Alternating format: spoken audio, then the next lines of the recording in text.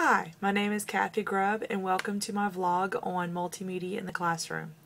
Everyone knows that multimedia in the classroom enhances lessons, but what exactly is multimedia? Multimedia is basically any combination of video, text, audio, photographs, or animation that a teacher may use to help students better understand the concept being presented. Multimedia also has several benefits for both the teacher and the student. From a teacher's standpoint, multimedia engages the student and provides learning opportunities.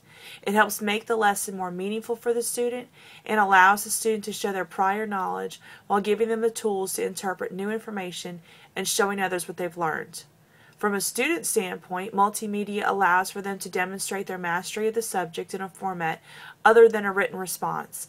Lessons presented to them are in a variety of formats, and this in turn allows for the students of all learning styles to be successful.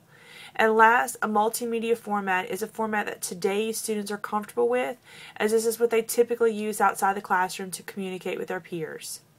In a study performed by Richard Lehrer, which can be found in the book Authors of Knowledge, Patterns of Hypermedia Design, copyright 1993, there was a Civil War project being presented to a group of high and low level 8th graders.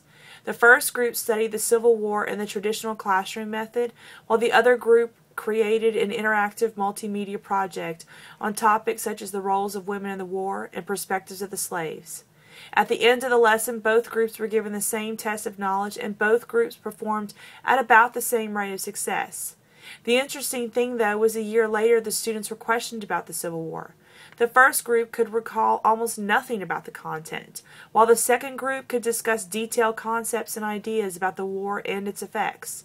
In fact, and I quote, "The multimedia approach led to knowledge that was richer, better connected, and more applicable to subsequent learning and events."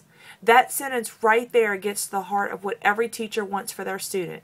It's nice if they can recall the information for the test, but you know that you've been successful when they recall it years later, and either the information or the manner in which it was learned has inspired them as a person. Lastly, Carver, Lehrer, Connell, and Erickson, in their book Learning by Hypermedia Design, Issues of Assessment and Implication, copyright 1992, list the thinking skills that learners use as multimedia designers.